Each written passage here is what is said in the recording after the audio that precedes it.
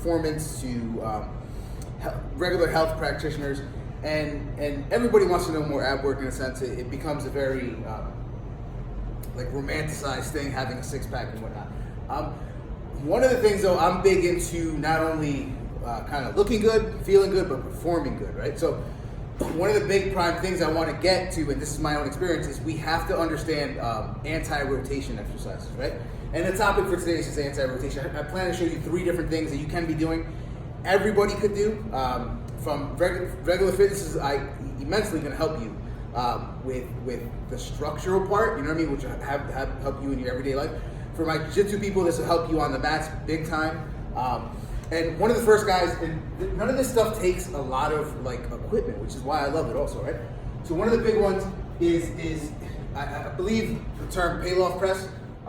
So one of the things you want to do is build up tension on one side, right?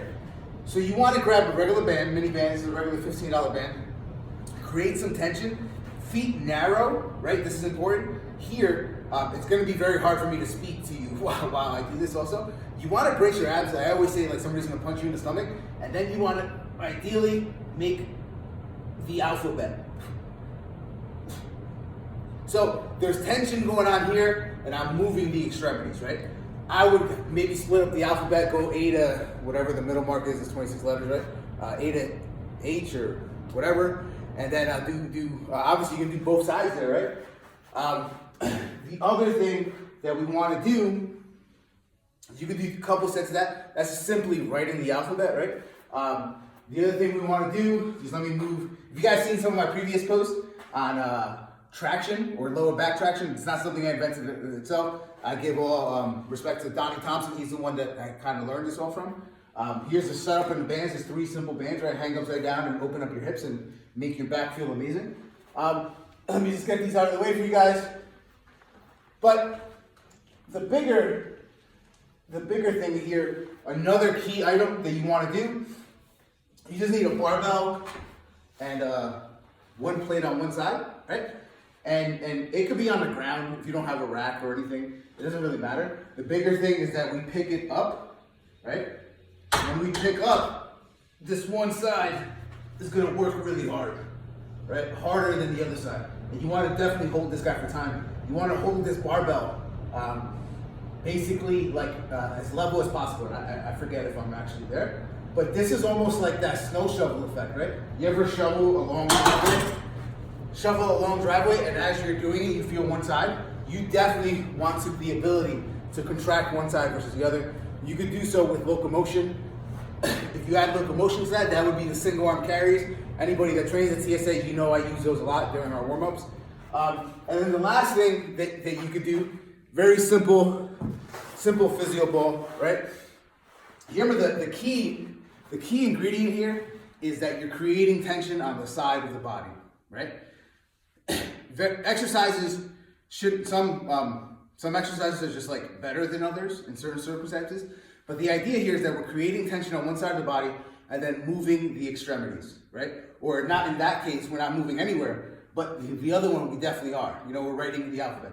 This guy, you're creating tension, not necessarily on the side of the body, but the whole thing, and then you're gonna move the extremities. And think of it this way also, when I say move extremities, you may be just thinking, create tension, okay, so possibly some type of plank position, and then I'm moving my arms. Okay, but your legs are extremities also, right? So people that train at TSA, you know our classical single leg bridge with our whip out, right? And we make circles there. What do you feel in your lower abs? The hips are connected to what? To the lowest part of your abs.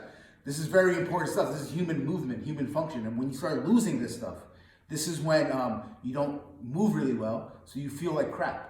Right? You feel like crap, it starts to associate with the brain and the mind.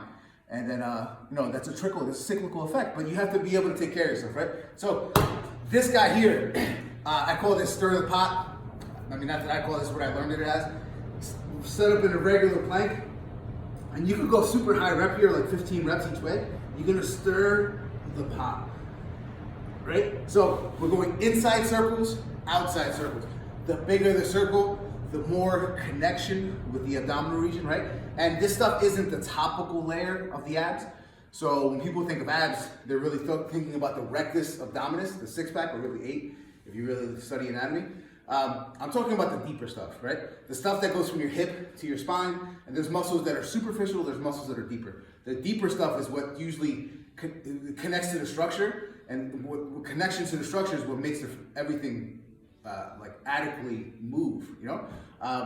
So don't get too caught up in just having a six-pack. I'd rather somebody be at a body fat level where they can't see their six-pack, but they feel amazing and they move well, right?